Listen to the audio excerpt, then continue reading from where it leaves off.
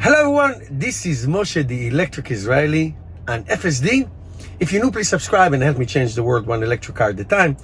Thank you to my supporters. If you're in the market to buy a Tesla car, you have a couple days left to use my referral code and get 3 months of free FSD. Support me on Patreon. And today the big rhetorical question is why the legacy automakers are going back to investing in hybrid car or plug-in hybrid car and divesting from pure electric cars, and that is the American companies and also European companies. And I'm going to say a word about BYD in a minute because it's worth mentioning. It's very important to mention that. First of all, there's two prongs, two reasons why this happened. Reason number one, as you know, and this is when government gets involved in stuff in the United States. If you adhere to certain criteria, meaning the car is manufactured in the United States and the battery or the minerals in the battery are produced in the United States or a country that has free trade agreement. This is another way to say we're going to fight against China, which I'm not against, economic battle. Then you get a full $7,500. Okay, that's great. Okay, all right. So Tesla cars, not all of them get full 75 because the Model 3 standard range and the Model 3 long range, their batteries, I guess, coming from China or whatever. So, aims the brakes. The performance will get it. Okay, so that's that. But it also, if you have a plug-in hybrid car, because it's the size of the battery. So I think the standard in the United States, I think 5 kilowatt or 7 kilowatt or something like that. So I'll give you an example. I have a friend who has this car, the Jeep Wrangler plug-in hybrid, which has, I think, 20 miles or 30 miles range. That gets full $7,500. So now you tell me, why would Stellantis or Ford or I don't know, or GM have any incentive to continue investing in plug-in in pure electric cars when they can just do this and their customers get the full $7,500? There's no reason to do that. Well, that's number one, but that can change. A new administration come, it can change.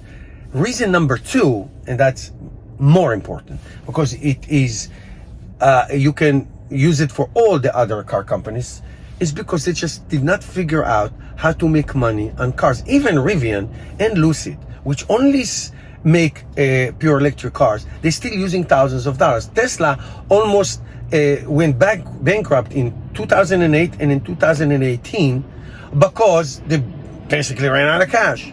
Car business is a very, very, very, very cash intensive. Okay, the great Ron Barron only started investing in Tesla in 2014 because he said in his lifetime he saw 50 to 60 car companies going bankrupt, and it's not surprising at all. It is hard to do. So it took Tesla until 2020 or so, I believe, to turn the corner and to make profits on cars and to make money, be cash flow positive and no debt, and we know the rest of the story. And they still are struggling with the stock price because of whatever it is that people think that's going to happen and all that. So the legacy car companies, those who sell also gasoline cars, basically are waving the white flag.